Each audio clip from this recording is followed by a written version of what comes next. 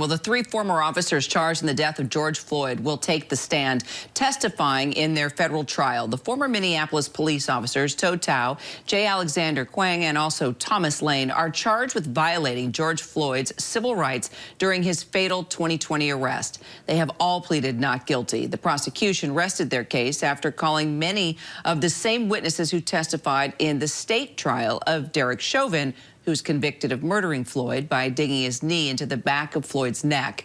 Now it's the defense's turn, and Officer Thao took the stand, saying he was assured that other officers were caring for Floyd when he was controlling the crowd.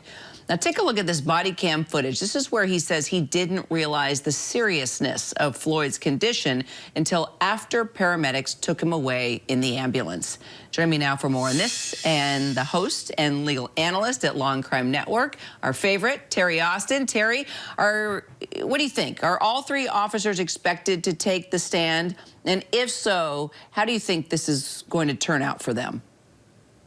Good morning. I think they all will take the stand. They've already signaled to Judge Magnuson that they want to testify. We saw that Lane hesitated a little bit, and I think that's probably because his attorney, Earl Gray, represented Kim Potter, and he knew that taking the stand was probably very risky there. I think they're going to try to point their finger at Derek Chauvin because we know already he's been convicted in the criminal trial and he's admitted his guilt in the federal charges against him. So there's no downside to that. But I think they're going to also try to have use of force experts on the stand. I think we're going to see a training expert to sort of counter what the prosecution has done, and we might even see some medical experts on that stand.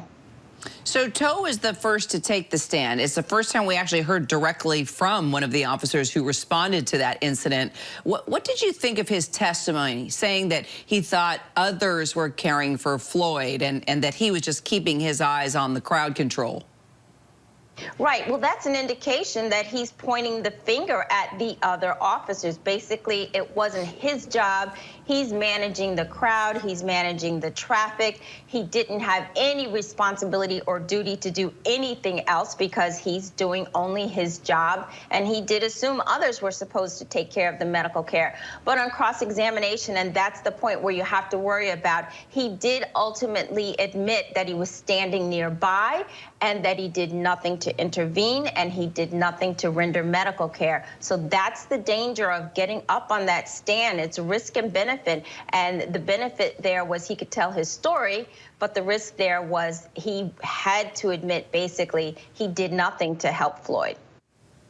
All right, we'll continue to follow it. Terri Austin, thank you so much. Hi, everyone. George Stephanopoulos here. Thanks for checking out the ABC News YouTube channel. If you'd like to get more videos, show highlights, and watch live event coverage, click on the right over here to subscribe to our channel. And don't forget to download the ABC News app for breaking news alerts. Thanks for watching.